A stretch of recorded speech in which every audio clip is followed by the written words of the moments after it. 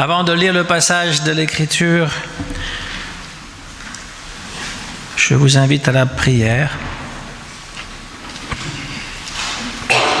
Seigneur, veuille nous révéler ta sagesse par l'Esprit qui vient de toi.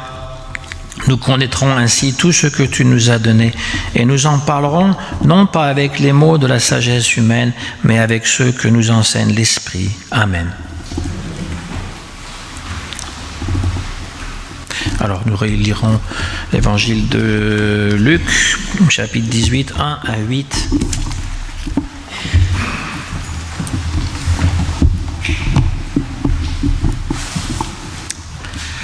Jésus leur adressa une parabole pour montrer qu'il faut toujours prier et ne point se relâcher. Il dit, « Il y avait dans une ville un juge qui ne craignait point Dieu et qui n'avait d'égard pour personne. Il y avait aussi dans cette ville une veuve qui venait lui dire, « Fais-moi justice de ma partie adverse. » Pendant longtemps, il refusa. Mais ensuite, il dit en lui-même, « Quoique je ne craigne point Dieu et que je n'ai d'égard pour personne, néanmoins, parce que cette veuve m'importune, je lui ferai justice, afin qu'elle ne vienne pas sans cesse me rompre la tête. » Le Seigneur ajouta, « Entendez ce que dit le juge inique. Et Dieu ne fera-t-il pas justice à ses élus qui crient à lui jour et nuit, et tardera-t-il à leur égard? Je vous le dis, il le fera promptement justice. Mais quand le Fils de l'homme viendra, trouvera-t-il la foi sur la terre?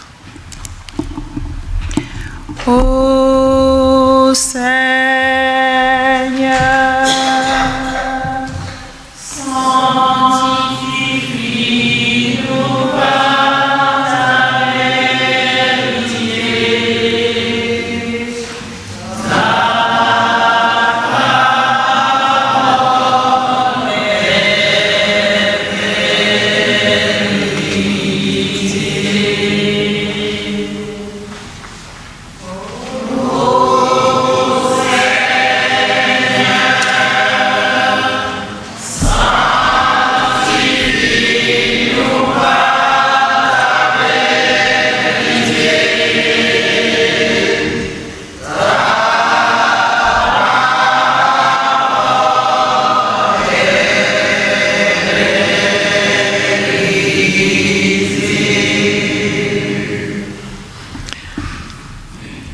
Nous sommes ici dans une ambiance qu'on pourrait qualifier de fin du monde. Je ne parle pas de notre monde actuel, je parle de l'Évangile.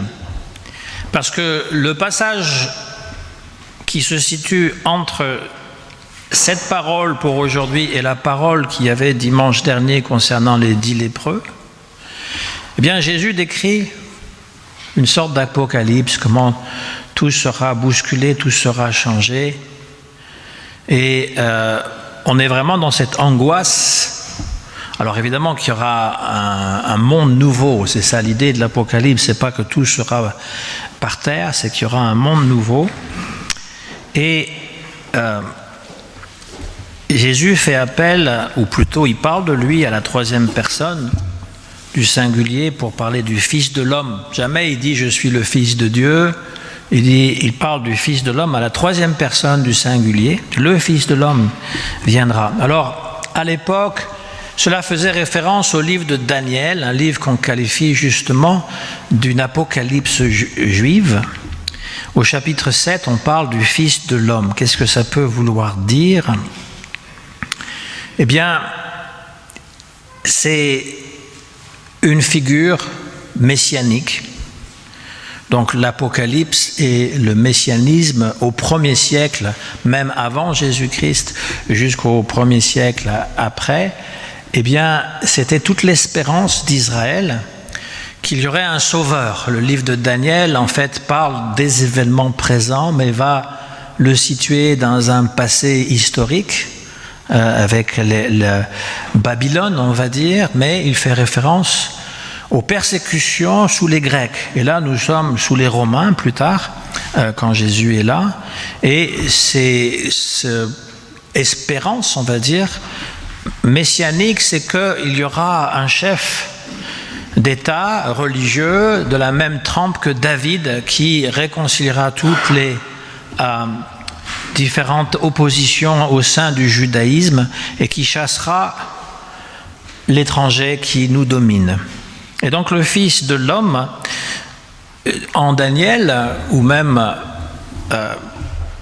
dans certaines prophéties, on parle d'Israël, non pas le patriarche Israël, mais la collectivité. Le Fils de l'homme, c'est un collectif. C'est un peuple qu'on appelle le peuple des saints du Très-Haut. Et donc les lecteurs de Daniel, du livre de Daniel, ont compris que cette vision allait se réaliser à la fin du monde. Le problème de la fin du monde, c'est que ça peut être tout le temps ou jamais, parce que comment prédire la fin du monde? Pour vous dire exactement, si je vous dis que c'est aujourd'hui à 15h, soit tout le monde panique, soit tout le monde finit ce qu'il a à faire, n'est-ce pas? Et donc les gens qui vous prédisent la fin du monde, vous êtes certains qu'ils vous trompent, eux-mêmes se trompent. On ne peut pas prédire. Si, on peut prédire une chose. C'est un pasteur justement qui baptisait un enfant et qui avait dit lors du baptême, je ne sais pas ce que deviendra cet enfant, mais une chose est sûre que je peux dire à son sujet, c'est qu'il mourra. C'est un peu dur à dire dans un baptême, mais c'est une cruelle réalité. C'est-à-dire que la fin du monde, pour chacun d'entre nous, c'est quand on meurt. Quand on meurt, c'est la fin pour nous. Le monde continuera sans nous, mais nous, on ne sera plus dans le monde. Et donc, il y a urgence, parce que cette fin peut venir n'importe quand, elle peut venir comme un voleur dans la nuit. Alors ça peut être un vrai voleur, mais ça peut être aussi la parabole de Jésus qui dit « Je reviens comme un voleur dans la nuit, soyez prêts ». La mort peut aussi nous surprendre à n'importe quel moment, et il faut être prêt. Parce que en dehors de la conception des péchés, qu'il faut être parfait, ce qui est impossible, d'être droit, de suivre la religion, en dehors de ça, plus loin, plus élevé, on va dire, c'est un niveau de conscience. Nous avons une conscience, nous devrions avoir la conscience d'être des enfants de Dieu, et non pas des enfants de la terre, non pas Adamas. Adam, c'est tiré de l'hébreu Adamas, qui veut dire de la terre. Tu es fait de poussière, tu retourneras à la poussière. Et comme je l'ai dit récemment lors d'un enterrement, mais il faudrait rajouter, tu es poussière d'étoiles, tu retourneras à la lumière. Pourquoi? Parce que Jésus, en fait, a fait en sorte que nous sommes les enfants du même Père. Et que chacun d'entre nous, nous sommes les fils et les filles de ce Père auquel nous prions. Mais il faut en avoir conscience. Parce que si on n'en a pas conscience, eh bien on vit toujours dans la crainte de ce qui va arriver. C'est normal quand on a son âge à lui. Et c'est même recommandé de ne pas avoir crainte, de vivre comme un petit enfant. C'est fantastique. Mais nous aussi, on devrait venir comme ces petits-enfants, mais les petits-enfants du monde spirituel. Et donc, il y a urgence de pouvoir vraiment se convertir. Lorsqu'on dit que la chenille se transforme en papillon, eh bien, il y a beaucoup de chenilles parmi nous. On a déjà les ailes du papillon, mais on continue à ramper sur la terre comme si on était toujours des chenilles. Alors que nous sommes papillons par le Christ. Et donc, quand Jésus parle du Fils de l'homme qui reviendra, qu'il dit « Est-ce qu'il va trouver encore des croyants sur la terre ?» C'est terrible comme annonce. C'est terrible, quoi. Il vient, plus personne ne croit. Mais c'est pas juste « Je crois en Dieu, le Père Tout-Puissant, Créateur du ciel et de la terre ». Ça, on le récite machinalement. C'est pas juste ça. Avez-vous conscience de ce que vous êtes? C'est ça qu'il nous demande. Être vraiment des enfants de Dieu. Alors, dans le passage qui précédait celui-ci, il y avait aussi une question du royaume. Montre-nous le royaume. Et Jésus dit, le royaume est au-dedans de vous. C'est-à-dire que ce royaume, ce n'est pas un endroit, un lieu à atteindre. Il faut pouvoir se concentrer recentrer sur nous-mêmes et pouvoir être en accord avec nous-mêmes. Alors, le passage qui nous parle de la veuve, ça parle du croyant. Donc, il nous raconte une histoire. Il y avait une veuve qui vient demander justice à un juge, mais qui ne respecte ni les hommes ni Dieu. Ça arrive, hein, il y a des juges comme ça, c'est mal barré, hein, quand vous avez un juge qui ne respecte ni les hommes ni Dieu, vous ne savez pas trop quel jugement il va faire. Et donc, elle continue quand même parce qu'elle est convaincue que ce qu'elle demande est juste. Et à un moment donné, il se dit, je vais lui rendre justice pour qu'elle ne vienne plus sans cesse me casser la tête. En France, on dit plutôt casser les pieds, je ne sais pas pourquoi, mais on dit prendre la tête. Hein. On ne dit pas prendre les pieds, mais on dit prendre la tête et casser les pieds. Et donc, vous voyez que les expressions sont différentes selon les époques, selon les lieux. Mais on a bien compris, elle m'importune, pour le dire de façon plus littéraire. Elle m'importune. Donc, je vais lui donner jugement. Et là, eh bien, Jésus, en fait, parle de la prière. La prière qui n'est pas simplement quelque chose de balancé comme ça, paf, si tu veux bien, tu feras ça. Une prière de demande, il s'entend. Toutes les prières ne sont pas nécessairement de demande, la plupart le sont. C'est vrai qu'il faut inclure aussi des prières de louange, des prières de remerciement.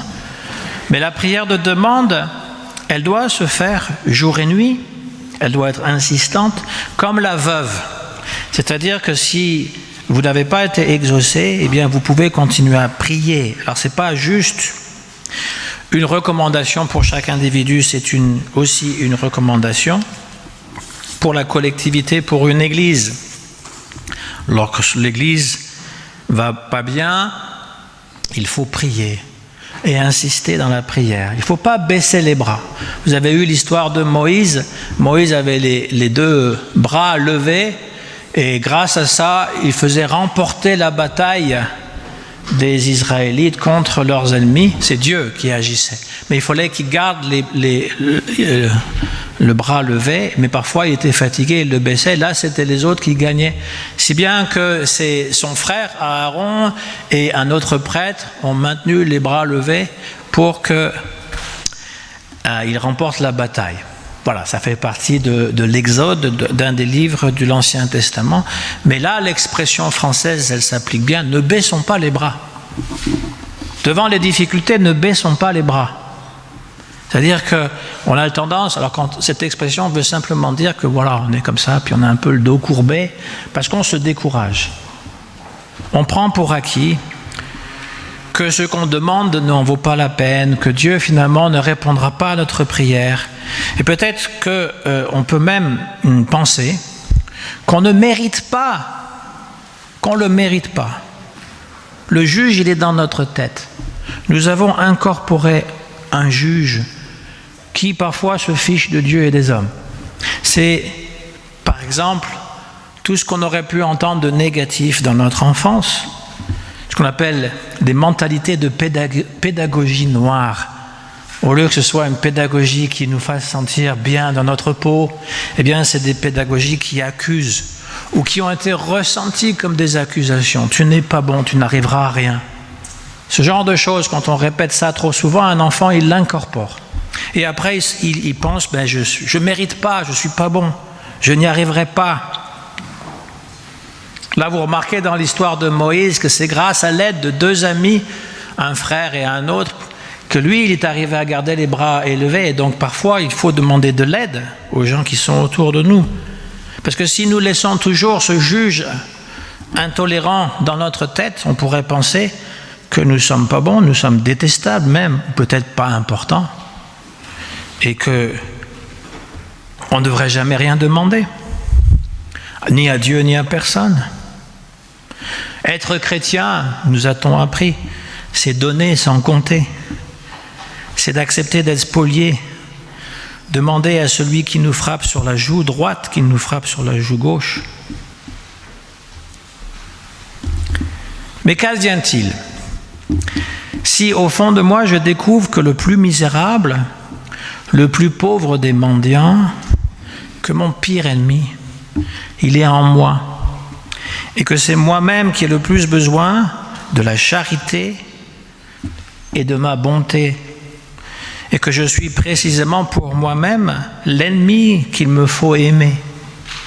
Parce que très souvent, lorsqu'on vit mal, lorsqu'on n'aime pas les gens autour de soi, c'est qu'on se sent mal, on se sent pas aimable, on peut être notre propre ennemi.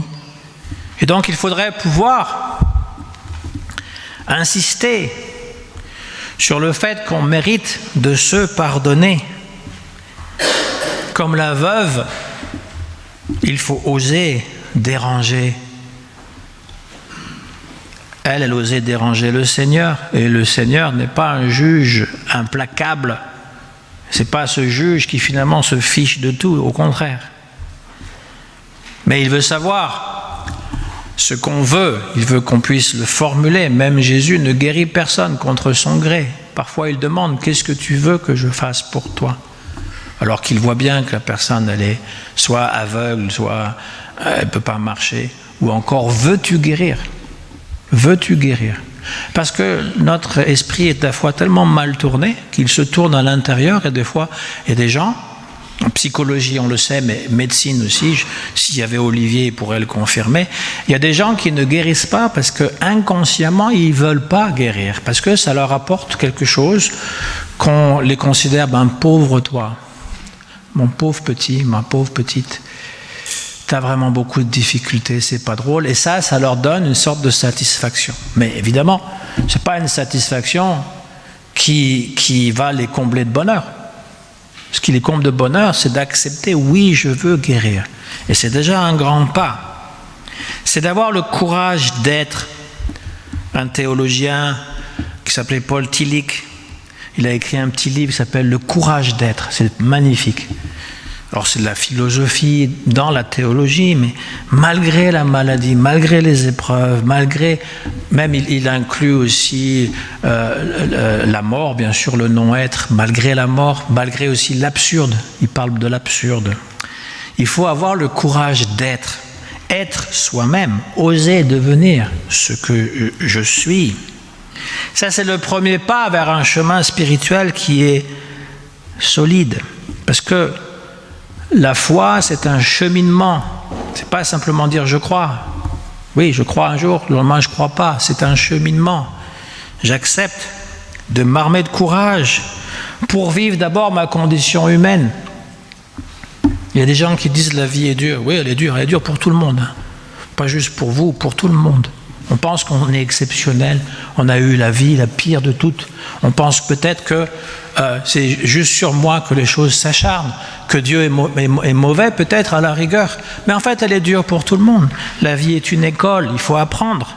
Il faut apprendre à être, et à être vivant déjà. Et d'accepter aussi que Dieu nous aime. C'est difficile ça. Parce qu'on a l'impression des fois que Dieu n'est pas là, il est absent, il ne nous aime pas. Mais j'aime bien cette confession de foi qui dit « malgré ceci, malgré son apparente absence, je crois en Dieu, malgré la lenteur de l'esprit, je crois qu'il agit dans ce monde ». C'est ce « malgré » qui finalement fait toute la différence, parce que ça peut ne pas se passer exactement comme on veut. On prie, et on n'a pas de réponse. Et puis 5 ans plus tard, on a la réponse, quand on n'a plus envie de la chose.